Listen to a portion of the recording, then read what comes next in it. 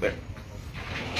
Howdy folks, Lynn right here for the Historic Arkansas Museum. We're in the Blacksmith Shop. Casey Marshall's behind the camera. But he will soon take over. I got something, my hands are kind of full, working on a draw knife. We're at a good heat. I got it at a heat, so let's kind of work on it just a little bit.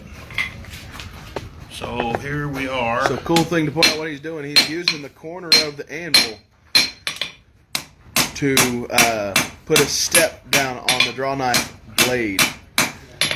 So we are truing up the alignment of everything. And just working it back straight. And seeing if we can pull out. I'm really kind of just feeling. So it can be a little hard with the heat to see the different lines, but if you see here, there's the step down, and then you get to the blade. He's using the corner of the anvil to hold this part off the anvil and this part on. So the anvil is right here. Yep, right there in that line. Now it's cooled off, we can see that line. And the logic behind the shape is that this is a stiff spine, so it won't be weak or break or bend or anything. And the cutting edge is down here, and it hasn't been beveled yet. These are going to be the handle sections, and that'll have to be kind of widened and turned. So yeah, just like Casey's example here, it's kind of like so. It's kind of like so. We'll pull that cutting edge out, and since this is forged, there's really no two alike. And we will probably end up showing this or using it here. It'll probably become part of our third Saturday or every Saturday programming. Sorry, I looked at your feet there. When we were doing draw knife demonstrations with the shaving horse and other things. This is just a fun project to give you an idea as to starting material. For a draw knife, you need steel that will stay sharp, just like a knife blade. This started off as 5160 spring steel. So this steel is strong enough to hone and keep an edge. And so I cut off a nice piece of this and stretched out the handle. And now Lynn's helping us get that blade edge true. Now, as far as show and tell, we have a big crowd today here at the Forge. And we brought a wide variety of knives. I'll go and get you a closer look here in a minute, but right now I want to talk about this really, really cool firearm that has come into the shop today. Introduce yourself and tell us what we got. Yeah, don't want to point at that. Ed Williams. And what do we have here? So this is somewhat of a unique rifle. However, the flintlock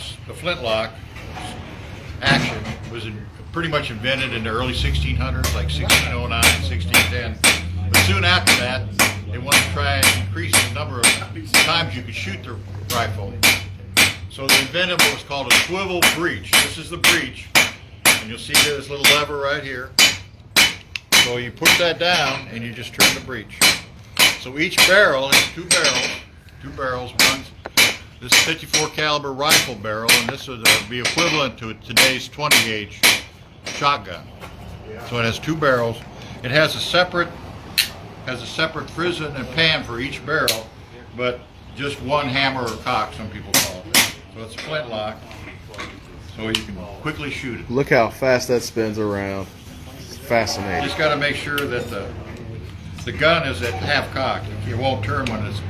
So after you fire the gun, you got to go to half cock, turn it, and you're ready to fire again. Now, who made this firearm? This was made by a local Arkansas gunsmith by the name of J.T. Phillips. J.T. Phillips. I think he lived. He lived up in the Mayflower, Greenbrier area. Okay. But an Arkansas-made rifle. Arkansas-made rifle. And it's shotgun. Shotgun and a lot of the originals. This one's octagon. See, it has octagon around. A lot of them were octagon all the way out. It made it a very heavy rifle. This is very lightweight. I just want to see more of the brass real quick. Get a better look on that. There you Yeah.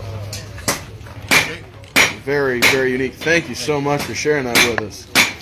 Let's take a look at some of our show and tell today. We have some cobbler's hammers. A couple of those have been hand forged. We don't know by whom, or but they were used for cobblers for shoes. So it's tacks to get down into shoes. Based on your workbench, you would need a bent hammerhead. A unique silver dollar from Mr. Peter Bleed. A couple knives that are in process. The latest from John Miller. His blades that he makes new and then antiques to look like historic artifacts. He does a phenomenal job. Some of his scroll work on a pipe hawk, so you can see all in one piece. Some more of his knives. We've got a ukulele in the shop today. One of Lynn Ray's, some handle materials that he recently purchased.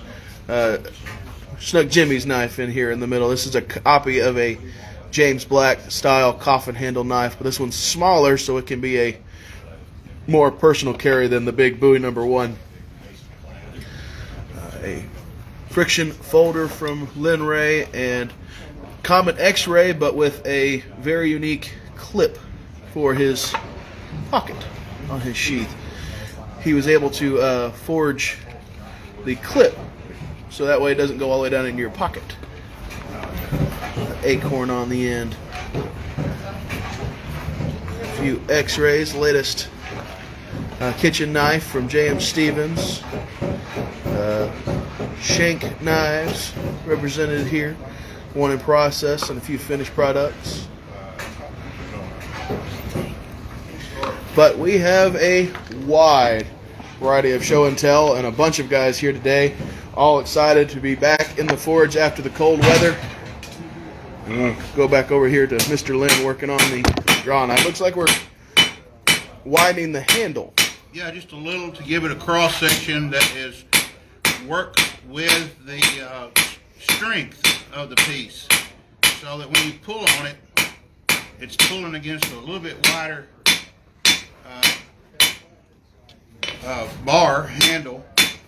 It just kind of works with the piece. So I'm just kind of turning it from a square or a rectangle, or square into a rectangle, and going to refine this and put a bevel. And this is go to the edge, and this has been used. This anvil's 200 years old, so it's been used a lot for such things. But you just kind of lift it up and pinch. It'll jump when it's not hot, but when it's hot, it'll pinch. It'll actually grab, and I'll be able to put a bevel all the way across here, like it's supposed to be. Using not just the center of his anvil, but his sides as well. Yeah. So some of this will trim off back here and here. But this is the main operative part of the knife, and that's what we're going to concentrate on, getting straight and true, and not. Don't worry too much about what's out here. I'm going to cut it off. There you go. But are we about ready to wind Yep, her up? I think we're ready to wind down. I thought, all of our camera shy friends, I might turn around and end the video by waving goodbye to them. But from the Historic Arkansas Museum, I'm Casey Marshall and Lynn Ray. Glad y'all joined us. Say hi to everybody else. Everybody wave. Looks like Ed's already running away. Hey Murray, how you doing, sir?